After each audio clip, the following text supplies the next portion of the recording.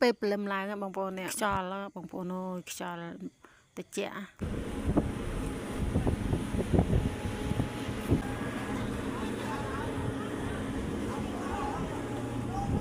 អត់ទាន់មានខ្មែរយើងចោះទៅឯនេះផ្នែកខាងអ្នកប៉ោកគាត់កំពុងតែទាញអាបបាយលើអាខ្សែទាញបបាយឲ្យស្រ័យខ្សែតើពីស្រ័យខ្សែឲ្យគាត់លើកអាដែកហ្នឹងបងប្អូនដែកនៅលើឆ្អឹងហ្នឹងឆ្អឹងដែកហ្នឹងធ្ងន់លើកម្ដង2នាក់អញ្ចឹងទៅប៉ោកហ្នឹងសិតតែជនជាតិសៀមឯងបងប្អូនខ្មែរក៏មានដែរប៉ុន្តែមួយហើយនេះខ្មែរយើងចោះទៅបដានេះ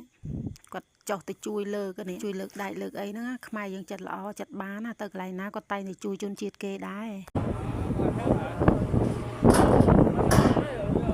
អ្នកឈរនៅលើប្រកាន់ដៃកប៉ាល់នេះខាងផ្នែកអ្នកថងលឺអត់តន់ចោះឯព្រោះខាងពុកមិនតន់បេតទៅផងអ្នកនេះពូម្នាក់នេះគឺលោកមេកាបងប្អូន